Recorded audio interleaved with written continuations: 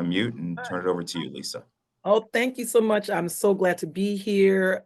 If for those of you who don't know me, I'm Lisa Durden. I'm your friendly neighborhood moderator of the Sidebar podcast this episode. And we're going to be talking about balancing motherhood and journalism.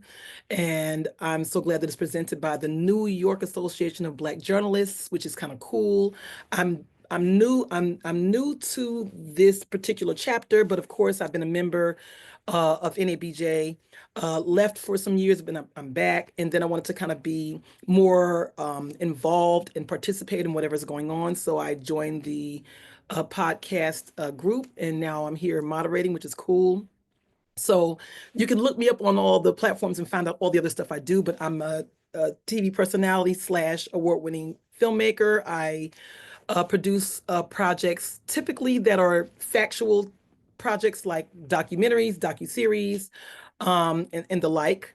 I've done projects for Hulu, ABC News 2020, a crime series on 2020, and so forth and so on, and fun things as well. What I want to say before we get started and jump right into the introductions of the panelists, I wanted to say that hopefully all of you participants, thank you for coming as well. I hope people leave here knowing that their experiences as mothers, or even people who are in proximity to motherhood or who are kids and have their children, make them even stronger storytellers, balancing both the roles. I'm sure you'll talk to us about how it's not easy, but it's still powerful. And hopefully all of these conversations that we have, not just today, but future conversations, fuel each other. These women's stories and their struggles and their triumphs, I think really are shaping the future of media and how our communities can stay informed, empowered, and hopefully, inspired. So that's what I wanted to contribute. And then we're just going to get this party started. And I want to thank, again, our participants who are here as an audience, and we're going to want to introduce our panelists. I'm just going to throw your names out there and you can kind of do your own thing. So we have 3 panelists today. We have Taji Smith, we have Janine, and I don't see her on, and Tracy's on camera. I didn't see it, Tracy Strahan. So if you don't mind, ladies, tell a little bit about yourself, and then what showed up for you in your life first. Were you in the business first and then became a mother? And then motherhood came afterwards? Like, give us a little bit of a context on that. So we can start with Janine, then we'll do Tracy, and then Taiji. Okay. Hi, everybody. I'm Janine. I'm a writer, and I was the senior writer at Essence for a little over a decade. And before that, I freelanced, and before that, I was on staff at Vibe. And before that, I was on staff at the Village Voice. So I started my career before I became a mother, but becoming a mother was always the goal. So that was like my main objective. And then I just also had a career. So then I became a mother, and everything, all the decisions about my career after that, sort of were framed by what I had to do to take care of my kid. So that's my context. I guess I'll go next. I'm Tracy Strahan. I am a reporter at WNBC, NBC New York in New York City. I was a mother well after I started my career. My son is 13. And in terms of, I always tell people the struggle is the juggle. But that's for everybody. And at this point in my life, I don't see motherhood and what I do for a living as competing identities. One fuels the other, passion-wise, financially, and in so many decisions that I've made. So that's me. Hi, Taji. Hey, Tracy. Hi, Janine. I just want to say thank you, Lisa, for having me on the panel, and all of us. It's an honor to be here with my old friend Tracy and Janine. I've admired your work for many, many years. So I'm just, honored to be here with you on the Zoom tonight. I was a journalist, or I am a journalist. I'm a senior producer now of Race and Culture at ABC News. I've been in the business for almost 30 years. I spent 23 years at CBS News before hopping over to ABC. And I was working for decades before I became a mother. But I can say, it's one of the hardest things I've ever done, being a journalist and a mom, and juggling, as Tracy says, the struggle is the juggle. But it's also one of the most rewarding. Nice. And yeah. And for all of you who are here, thank you for coming. You can, if you have any questions, throw them in the chat and we'll try to get to your questions after we do our discussion. Before I get to the first official prompt, I wanted to talk about being Black moms, because there's a lot of conversation around motherhood when you're a Black woman. So anybody can jump in on the panel. Do you want to share something about that? Is there a difference, or is it just people are saying that and there is nothing to it? I would definitely say there is a difference, like there is with so many things, being a Black journalist, a Black woman. I think for us, we tend to lean on our tribe so much harder. So many people that are participants today are part of my tribe. Taji is part of my tribe and has been, our kids are about the same age at this point. Can't believe it. That's crazy. So I just think, and then in terms of our health, Yes. whether it be fibroids or what we go through maternally, we have to give ourselves a lot more information about that. We have to share it amongst our network of moms like Ataji and Janine and whomever. So those are really, for me, the two things that have come to light about being a Black mother. So Janine? if I can jump in here. So I had my daughter in 2001, and I was and then I went on staff on Essence shortly after that. And I don't know if you guys remember this, but there was this movement that happened. It was called Marry Your Baby Daddy. And the idea was that children who were raised by single mothers, which I am, were in peril, right? Like so we as mothers, as single mothers, were doing our kids a grave disservice by not having a husband. And the way to give our children the best chance at a successful life was to marry, to unilaterally, I might add, somehow orchestrate a marriage to this guy. So this was all bubbling up after I became a mother, and I was, a single mother. And I thought, this is so offensive and also so wrong. But then also I was a mother. So I was like, is it wrong though? Like, am I making a horrible, like, what am I doing here? So I pitched this story about, like being a single mother, particularly for Black women, because I was working at Essence.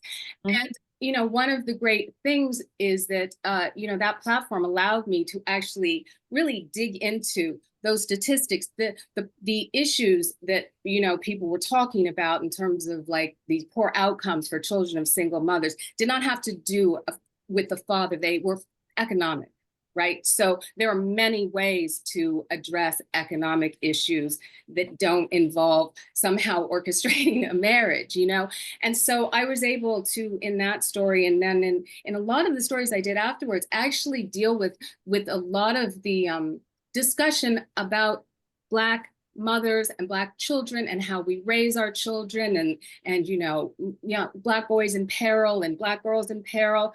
And doing that type of reporting as a mother, was really helpful, because I could speak to children differently. I could speak to mothers differently. And also I was really, really invested, because part of me was always thinking, I need this information for myself. So there was this sort of symbiotic relationship where I was like getting information for the readers and also getting information that changed the way I parented. So, it really did enrich my work, and my work enriched my parenting. Nice. Did you have anything to share, Taiji? Because your daughter's still in high school, so she's still a minor. Yeah, well, my daughter's she's 13. Oh, I thought she was 14. Okay. She's 13. She's 13. My experience was not unique.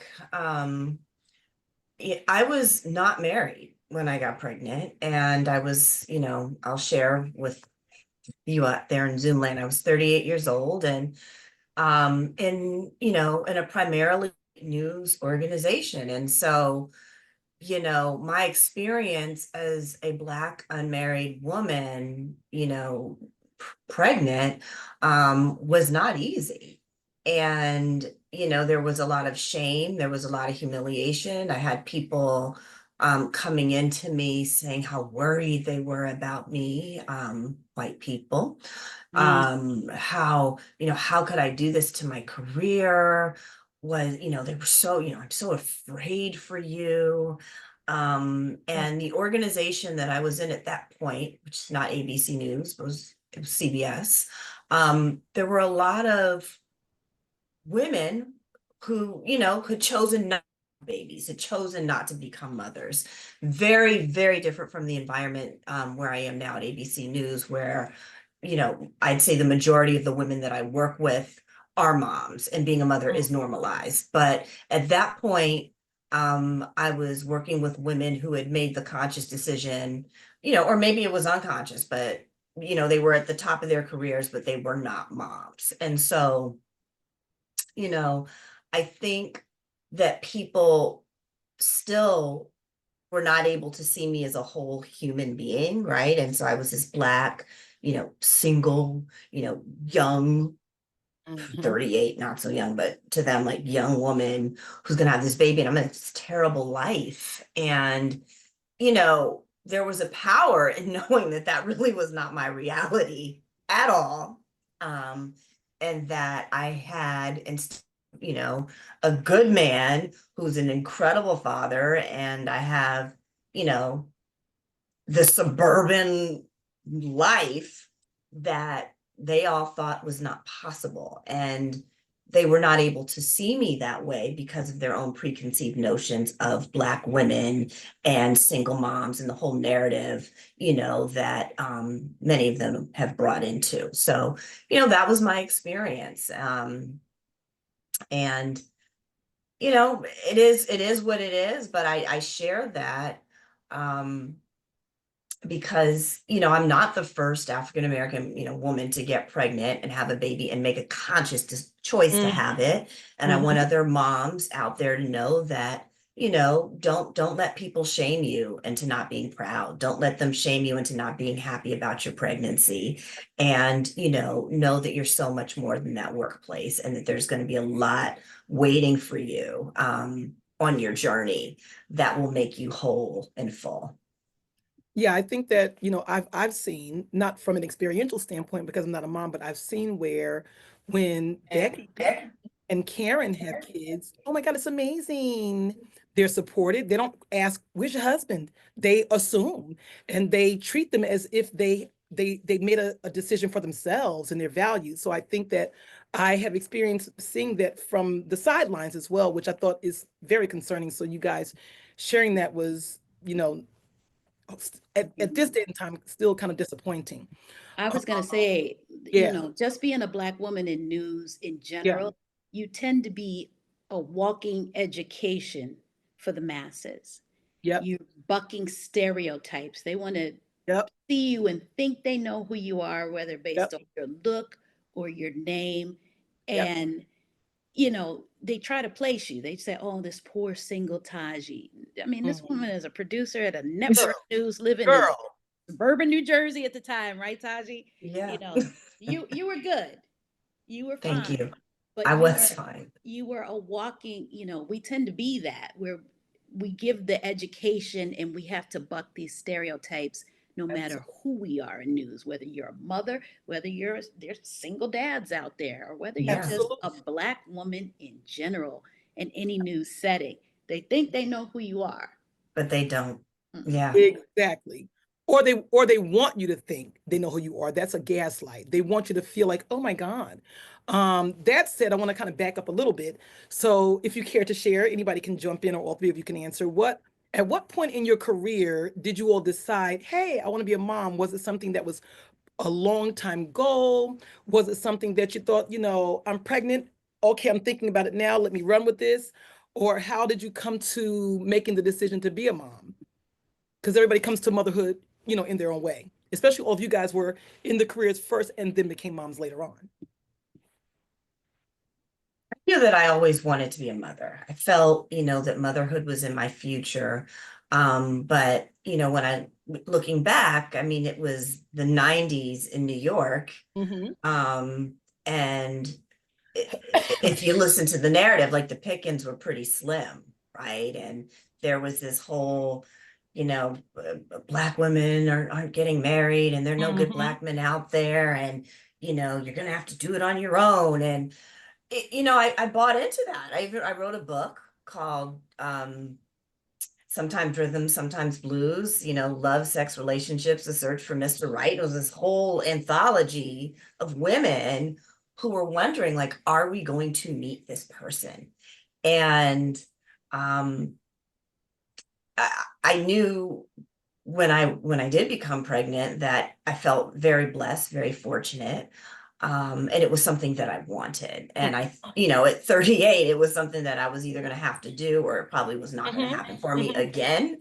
And so it was a conscious decision, and I wanted to be a mom, and I was willing to move things around in my life and shift my life in a way to accommodate, my new journey. Yeah, because there wasn't a lot of conversation in the 90s or around that time to freeze eggs and things like that they're talking about more now.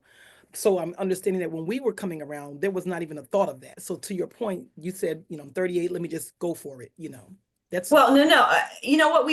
White women were talking about egg freezing. well, true. Yeah. You're not Black women, correct. I think that when you talk about freezing eggs, it's a question of access and privilege. And it was something that was on my mind as well, and we had the medical benefits at ABC, or CBS. I could have done that, but it wasn't something that I didn't do it. I didn't follow up, but I think we were talking about it. People were thinking about it for sure. Tracy or Janine, did you guys always want to be a mom? Did you choose and you planned? How did you come to motherhood? I'm a Midwestern girl, so I always wanted to be a mom, and I always knew I was going to have a boy. I always say that, and I love it. I love it. My husband and I we had only been married a year. My husband is older than me, and at the time, I think I had my son, I was almost 35. They treated me like I was Methuselah when it came to having a baby at the time. And it was like, well, you got to be careful. Here's the wheelchair. You got to sit down. Yeah. And in fact, I did. Here's the cane. Well, pretty much. I mean, to be quite honest, I was on bed rest for almost 5 months. I couldn't move. I was laid up in the house. So not only is there a cognizance for me, but for everything about what you want to do, there's everything. I didn't know I was going to be on bed rest. I didn't know what it was going to take to have that child be healthy, have myself be healthy. So it was on the job training as well. But we had only been married about a year at that point, and it was just like, let's see what happens. Taji, I just want to say, thank you for sharing that experience that you had when you were pregnant. I'm so shocked by that. I know I shouldn't be, but I thought, thank God we're over this. I just cannot believe that is what you went through. Yeah. When I got out of grad school, I had a job offer at a like a white magazine, and I had written a piece for them, and it was a first person piece, and the editor had written in something about something about Black men that I would never say. And I remember thinking, like, how does she not know that this is actually not true? And also, I would never say this. And I had this moment, and I thought, if I work in this organization, I will have to spend every day doing the remedial race education. And from that moment, I decided I'm going to just work, in places where there are a good amount of Black folks, or that I'm writing for Black people. Like, I just was like, there's so many struggles in being a journalist and Yeah. just being a working woman, I'm not taking that on too. And Yeah. but in my mind, I kept thinking like, okay, you know, I've been doing this like decades now. It's probably not like that anymore. And now you're saying it's exactly still Well, like that. That is just, oh my God, that is shocking.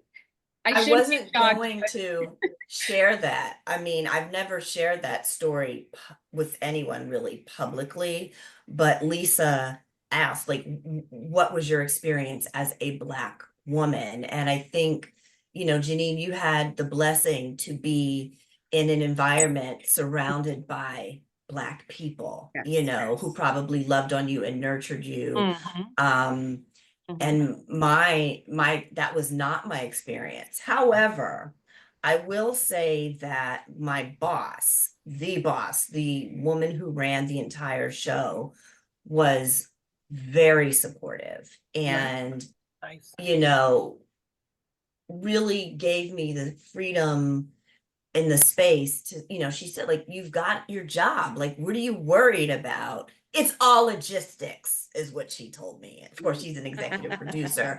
And so, you know, regardless of what everyone else said, the boss, the person who was in charge of assigning me and promoting me and, you know, pushing me along in my career, she gave me her blessing, which really made my journey, it was easier for me.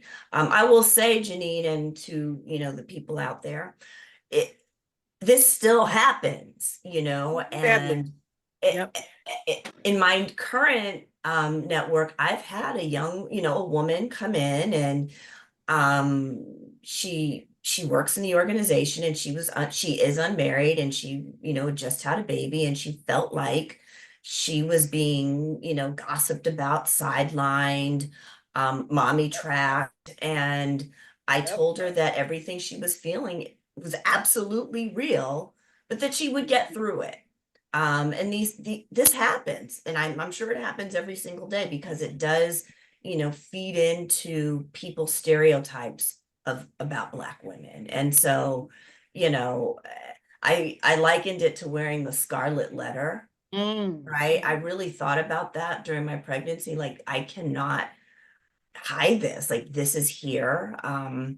But this is something that I've wanted. And, you know, I think the best part about it is that I love being a mother and I have a great life. And, you know, I just look at the naysayers and I'm just like, you know, think what you want, you know, it didn't, my journey was much more, it's been much more just wonderful than any of them ever thought it would be. Yeah. I Yeah. mean, always the case. It's always better. We always know how great it is, but I just can't believe that you have to deal with Yeah. that in the workplace. Yep. So if there's anybody listening to this who's thinking like a child might be in my future and I'm at a place where I'm sort of thinking about my career, go to a place where there are people who will like embrace you as you go through that experience, because in this country is not set up for mothers, right? I'm Canadian. There, if you have a child, you are guaranteed, I can't remember, like some crazy like 50 weeks maternity leave. What is it here? Damn.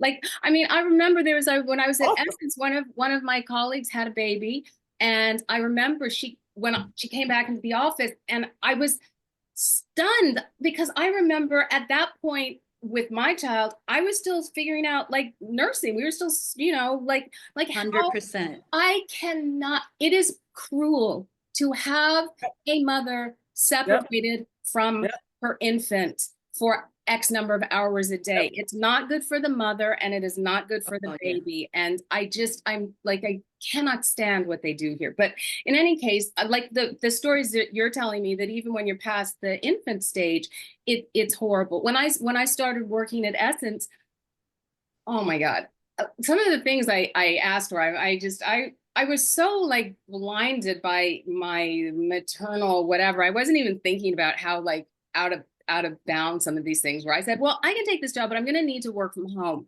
because like I have to keep my kid after this school. I just, because like I write, you know, as a writer, you write late. I might be writing till 7, 10, midnight. I can write better if I'm oh, she's here. Like, I know she's okay. And it didn't even occur to me that that was kind of like a, you know, this was way before anybody worked at home. This is before COVID. This is like in the early 2000s. And I was like, yeah, so this is how I can work for you. I don't know how that went up because we were owned by Time Warner at the time. I mean, I'm so incredibly grateful, but that is the difference, as back to what the point I was making before. That is the difference, you know, in working for a place where people like understand, because I was working with my direct, you know, the editor in chief at the time was also a mother, and she was like, all right, we will make this work. And I think that she went and had to have a bunch of discussions with those higher ups, but she was like, you know, I don't know. I can't imagine, because I think if I worked for someone else, they would have said like, no, people come into the office, you work it out, you know. And I would not have been able to have the career I had ever if I had to, you know, bend to some other forces that are sort of arbitrary in terms of getting the work in. You know what I mean? Like, I've seen the workplace kind of evolve a little bit since I even had my son, Janine. But like you said, this is not a country that's set up for moms. Correct. Because I was on bed rest, I could only take about 3 months of maternity leave. And I'll tell anybody I regret it to this day. I went back too soon. Yeah. You know, first of all, we were in a hospital. This was procedures that you had. You were a patient. Your body needs to heal. And just from a mental component, I know I suffered from postpartum depression, and that's something I openly talk about now. And as a reporter, I'm out and about, out in the field. And so I'm, you know, pumping in a 7-Eleven bathroom, but I still have to go get an interview. You know, maybe I'm a little more tired because the baby was up last night. So it's not set up for women. I've seen a little bit more evolution. At 30 Rock, they have, you know, a lactation station where women can go and do their thing. But at the same time, I couldn't have done that. I'm out doing my thing. So did I have bosses that were compassionate? Eh. You know, there was one that made a joke, congratulations, you're the first person to ever be a mom, which is true. And I get the dry humor, but at the same time, it's like, Bill? well, I was like, but it's me. So I just, No, let me, yeah. Oh, I wanted to jump in, and we're going to go back to I have two more questions, and then we'll throw open to the floor. But real quickly, I want to jump on two things. The first thing is, in terms of work, I was horrified to see what was happening to Just Hilarious. I do believe that when she came back from maternity leave, they were doing something to her. The something I don't know, but that big thing blew up because they were trying to pit her against the other young lady.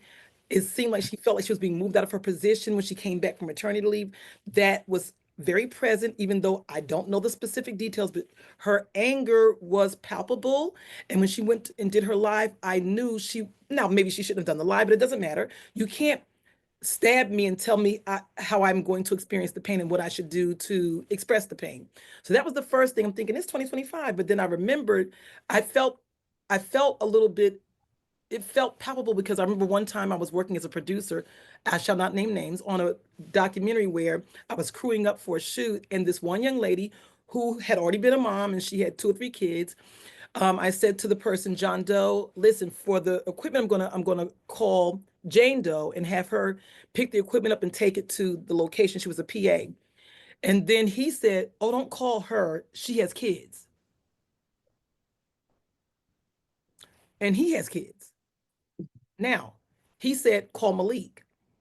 Malik is always late to shoots. This woman has never, and was always crewing up, this woman has never been late. Whenever I called Jane Doe, listen, we have a shoot on this date. Are you available? She'll go, let me get back to you, Lisa. I'll let you know what my situation is. Call back. Yep, I'm in there, lock me in. I have babysitting. And when she said she was locked in, she came on time there till 10. There was never anything that she did to lead this man to believe, the director, that she couldn't do the job. So I've experienced it from that standpoint. And I said, okay, Joe Blow, I still gave her the job and said to her, and you pick up the equipment. And when he looked around, she was just picking up the equipment. But then fast forward, I'm like, they're still doing this. It's 2025. So what do you say about that? So did you have any experience when you came back to work and things were looking a little ticky boom boom, as I call it, a little funny style? Or you felt like, are y'all trying to replace? Okay, is there something like that that has happened to you, or have you yourself experienced anything like that? Because I still see it today, and those were my two examples: the just hilarious recent thing, and I've experienced it as a producer where a man told me not to call the lady with the kids for the job, and she would never have known. If I didn't call her, she wouldn't have known that that's why she didn't get booked. So luckily, I just didn't listen to him. I was freelancing when I had my daughter. And so I could sort of just, like I didn't have anyone telling me I couldn't do stuff. My daughter was born early and I had a piece due on Monday. She was born on Saturday and I came home and I sat on that big donut thing and I filed the piece. And my editor like wrote me back. He's like, oh, I'm like, I just had a baby. So, not really, can you just do like it was, but anyway, like, yeah, so I did that. And then after that,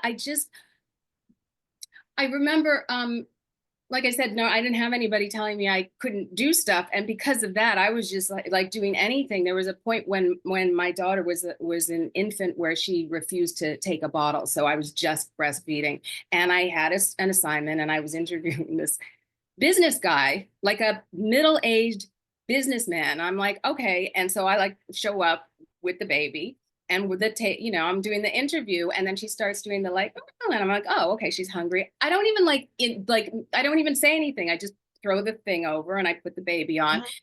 It's only when I looked at his face that I was like, oh, He was like, what are you doing? Weird, because he was horrified. I'm like, come on, you have kids. Like, I don't what like, so I think though that if I had been in a situation where I had to ask anyone else, are you okay with me doing this interview while nursing? I'm sure someone would have said no. And I'm sure people wouldn't have assigned me the stuff that I got. And I'm sure all kinds of stuff would have happened. But and I think because you're from Canada, you're from a different culture, and maybe it didn't cross your mind. Luckily for you. No, I was working. I came back. I am from Canada. Oh, you mean I just had that mindset? The mentality, the culture, it didn't dawn on you because you're from a different culture. But I wonder if you weren't Canadian in your soul, would you have asked that question? Do you mind? Blah blah blah. So maybe because you didn't know not to think that way, you just did what was normal. No, I don't think it was a cultural thing because I think there are plenty of Canadian women who would have been like, you did what? Okay, got I it. just was like, I have to get this work done. Yep. I'm a freelancer and I'm getting this check and I need to do my job and I need to nurse my baby. And there is no reason that I cannot do both, except apparently for the look on your face. But you will get over it because you know what I mean? I just kept it rolling. I like literally I never asked permission. And I didn't, I was just like, never apologized. It's only like years later when I'm like, oh my God, that's like, what was I doing? Yeah, but I'm like, you know what? Good for me. Like, but no, but I had like that is one of the few advantages of being a freelancer is like, who's going to get mad at me? I mean, I'm sure they were talking about it behind my back, but sure. that's not different than it was before I had a kid. So either one of you feel like there might have been moments where somebody was trying to kind of push you out, a just hilarious moment, I'm going to call it the just hilarious moment, or that you feel like you didn't get something because technically they were like, give it to the person without kids or the man, and the man could have kids, but he's the man. Do you think that has happened if you look back on it? Because sometimes it's odorless. It's not like it's overt. Like the guy didn't overtly say to the lady, don't hire her. He told me if I didn't hire her, she would never have known that was the reason. So can you look back and think that something might have been present there? That, now that I think about it. I just feel like they threw me back in like a chess piece, like right away. It was like, oh, you're back? Go do 50,000 things. Ah, okay. there could have been maybe a little bit more compassion, Oh, so yours was but the opposite end. Mm-hmm. the opposite. But like Janine said, this country is not built for No, working moms. It's no. just not. There's So no balance. it's Right. feast or famine. Yep. So yeah, I got put right back to work Oh, wow. and haven't stopped. That could have been like a low key punishment. Oh, since you want to be equal, let's then do all these things. I No, don't give. no balance. I don't think there's that calculated. Oh, I don't think okay. it was. You're being nice. I love Yeah, it. yeah. Ty, you said when you think back on it, there was something there. I mean, I remember during my maternity leave, my boss did call and say, there might be a job that's more suited to Oh, your new role as a mother. oh, And I was like, oh, really? And she thought that I should work on the morning news. a woman said this? Ooh, girl. Now I'm speaking to a room full of journalists. Everyone knows. Well, Tracy, wait, you work mornings, right? I do. It's not easy. But when I went back after maternity leave, I was working during the day. You were. Mornings now for me work so much better because I don't miss, the after school stuff or the Yeah. day recitals or everything. For everyone who's on the Zoom, I wake up at 2 a.m. Our morning show is on from 4:30 to 7 a.m. Then I'm on again at 11. So after I hit leave meeting, I'm going straight to bed. But again, that is my choice. And that's what I've learned to deal with to, have a relationship with my son who's fantastic and see him grow up. Last question before we take some questions from the chat. And if some people might not mind speaking on camera, but really quickly, can any of you share, because I think you mentioned it a little bit, Tracy, about the postpartum situation. I know that we're talking more about that, in recent years. Can you share your experiences with that? Why, as you went back to work, how that postpartum, balancing that with 100%. And especially, like you said, because we are journalists. And as a reporter, 9 times out of 10, I'm speaking to someone on the worst day of their life. And between that as a journalist and a mother, and just everything you go through, I don't even think 13 years ago people were considering postpartum depression as much as they are now and speaking openly about it now. But that was the case for me. And I remember the very first time I called out sick for, like, would you say, like, oh, it's a parental situation, you have to call out sick, childcare issue. My son was 6 months old, and that was the day of the Newtown shootings in Connecticut, where there were 19 children that were killed. And one of them was the same name as my child, Dylan. The day I went back to work after that sick day, I was going up to Newtown, Connecticut almost every day and covering a child's funeral with postpartum depression that was kind of drying up, but it re-exacerbated the thing. So we're all human as journalists, right? But after going through the postpartum situation, I did, we did all of that. And then the next story was like a nanny who did something horrible to the kids she took care of. And they were going to put me on that story. And I just burst out in tears at the middle of the newsroom. I said, I can't do this. I'm not the casting for this right now.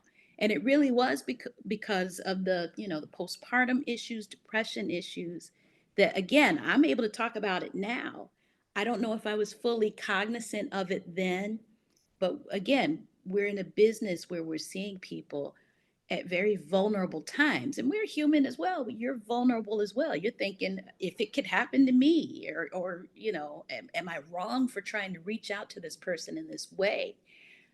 So I tell people the mental health component is so incredibly important, not just for moms. I would say if I hit the lotto, I would do mental health for journalists, because I see how it's impacted so many people, what we do every day. Anybody else have a postpartum experience they want to share? And we'll take one or two questions and then do a final word? Nobody? Okay. We saw a couple of, I think I saw one question. I didn't understand the question, so I don't know if you want to ask it, Tracy, on camera. Tracy Carney, Trey Carney. I've been on her a long time. She had a question, but I think it was from a while back. Did you want to shout that question out, Trey? And I think that was the only question we had so far in the chat. Yes, Trey, did you want to ask the question, or you have a different one? Sure. No, that's I was thinking when she was talking about how, you know, they shamed her for having kids, and other women at the job were like, you know, you having kids, and they decided not to.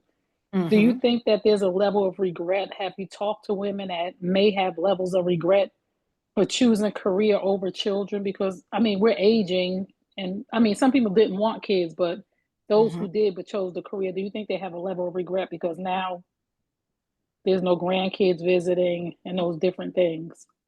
Who you that directing that come? question to? You said, she said, who had said that earlier, Trey? It was, can't remember who it was. Taji, probably me. Oh, yeah. Taji said that. Taji, you Yes. mind addressing that? Thank you, Taji. You know, Trey, thank you for that question. And I guess it's for the group, but you know, I wasn't really, I've never asked anyone that. I didn't talk to them about it. I think it's a personal decision that people make. And, you know, I can't answer that because I just don't know if they regret it. I know that personally, I would have regretted it. I really wanted to be a mom, and I was also kind of scared that it wasn't going to happen. So, you know, I think time just moves by so quickly, right? And I think we can all talk about that and relate to that. Like when you're covering these stories, when life is moving as fast as it is, like you start out and you're like 21, 22, and then in the blink of an eye, you're like 35 and you're high risk. And then your early 40s, it just happens so quickly. And I don't know that there's time for regret until you're on the other side. So I really don't know the answer to that, Trey. I would also say, Taji, maybe that's a cultural thing as well, because the Black women I see who are in any sort of position of power, which is rare, we all know it is across news divisions, for them not having children, maybe you may see that regret, but then, you know, women of other cultures who are in those positions, they have all the kids, they go on the vacations, it's all over their offices. There's no problem with that.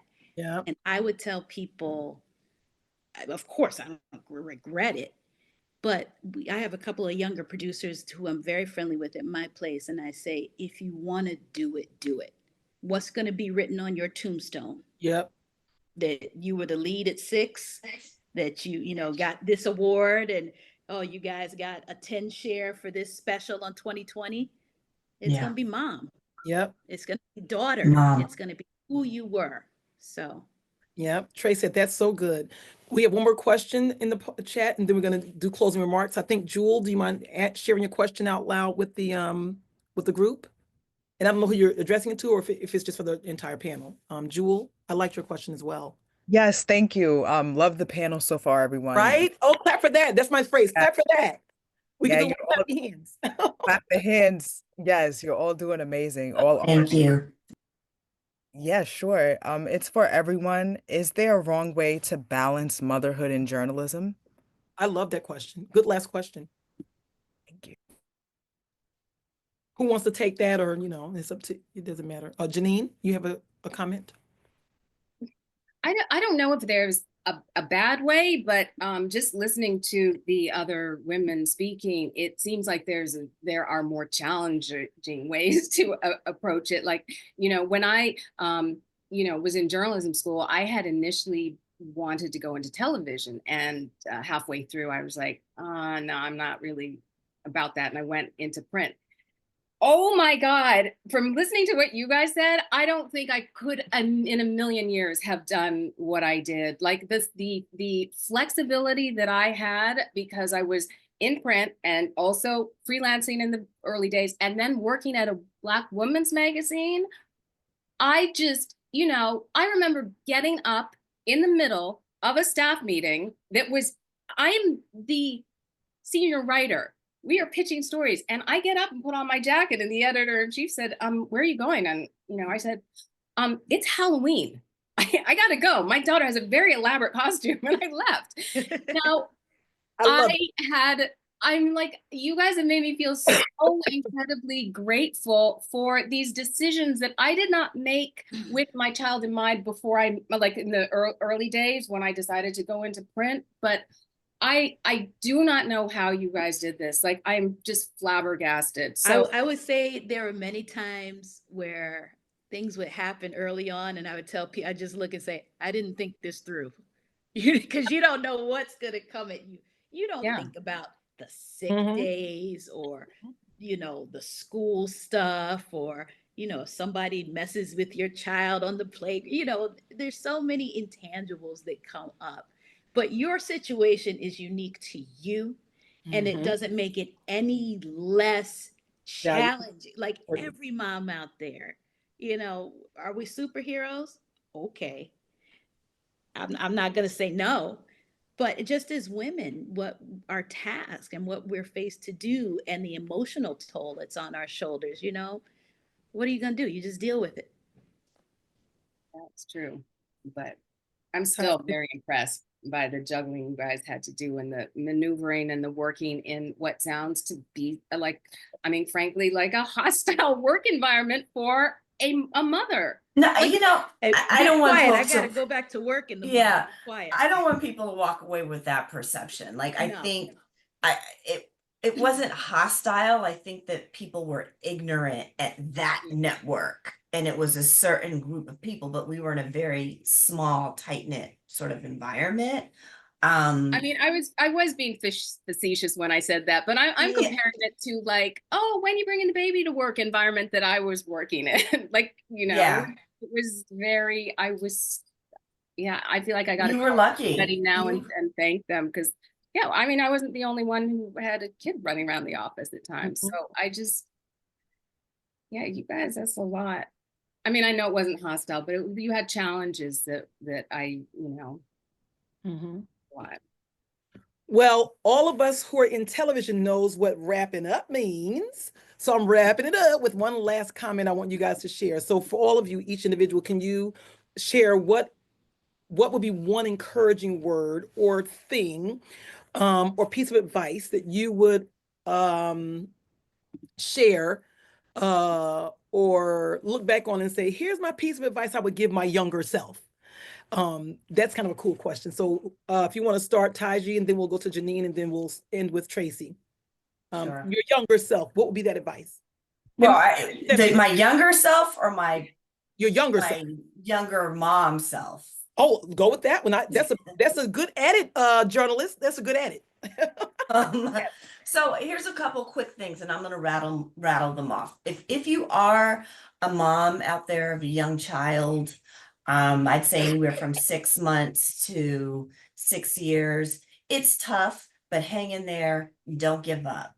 Don't give up your career if it's something that you really want. If you decide that you want to be a stay-at-home mom, by all means do that. But if journalism is something that you love, just walk through the fire and be a mom. And you'll get out, and it will get easier. That's the first thing. The second thing is hire that housekeeper for those 2 or 3 extra days. Yes, honey. Even if you have to pay for it out of your own pocketbook and your own budget, make sure that you have someone who is there to keep your home, to do the things that you can't do if you are on a story, whether it's folding clothes, unloading the dishwasher, you know, taking the dog to the groomer and picking him up. It's okay to outsource those things. Lifesaver. The third thing is if you are a mother or when you become one in the workplace, be unapologetic about it. Anyone who knows me knows, don't ask me about Savannah unless you really want to know that she's a track star and she signed with Yes, she ABC is. and she's fabulous and she's amazing and she's all 13 and mouthy and has attitude and the whole thing. Be unapologetic about your motherhood, stand in it, and don't be afraid. As Janine said, Halloween is a national holiday if you're a mom. You got to go. Don't miss the birthday parties. Don't miss the PTA meetings. When it's time to go, it's time to go. That might mean that you come home and burn the midnight oil and write that article or that piece in the middle of the night, write that script when everyone is asleep. Power through. We're making the choice. Our children will be stronger because we are good parents and because we're journalists and we tell stories. So that's it for me. Janine, what would you tell your younger mother self? I did the edit with Taiji, your younger mother self, if you had to go back. Okay, well, as much as I've been saying like, oh, I had this flexibility and I work from home, there are times now I look back and I would have told myself, you know what, get up, walk away from your laptop and go and, you know, sit down and have dinner with your child. Because when I was on deadline, even though I was not far from her, I was like, I can't, don't you, I mean, I remember saying to my daughter, she was so happy. And I'd be like, stop singing. Because she would just come home and just like all over the apartment singing. I was like, oh my God, why are you doing that? And, you know, a friend heard me once and said, so you're mad because your child is full of joy? And I'm like, yes, I'm on deadline. And so I wish there were times when I was like, you know what, this piece is going to be half hour late. Let me just go like, you know, let her sing. Like, so yeah, there was that. I would get caught up in my work. Nice. And Tracy? You know, as journalists, the catchphrase now, we always say, oh, we're storytellers, we're storytellers. And I would tell my younger mom self that, you know, there's each chapter as your child grows up. I talk to a lot of people who say, oh, I miss when my kid was a baby, they're so cute. But I always say I've enjoyed every age, every chapter of my son. And in terms of being a journalist, it's really fueled how I look at the game, how I look at what we do for a living. From being, you know, little baby and telling stories about other people's babies to now a teenage boy. And as a Black teenage boy, I always tell people I'm raising an endangered species right now. And it really frames how I tell other people's stories and really get the word out there about things people should be talking about. Nice. Well, clap for that, ladies. Thank you for the panel. And there's some comments. Thank you, Lisa. No, thank you. And Thank you very much, Thank you, everyone. Jewel. Yeah, thank Trey you. said, that's so good. Nico said, this was so insightful. Tracy Will Smith said, wonderful. So I think this is a home run. You know, Tracy, I can't believe your son my- is 13. my Well, they sports used to references. play together. That's I what I'm know. saying. I have pictures of them together on the playground. Yes. So this is great. When we get the link, I don't know if they're going to put this video portion on YouTube, but we'll also have the audio piece that's on all of the podcast networks, and we're going to turn it back out and share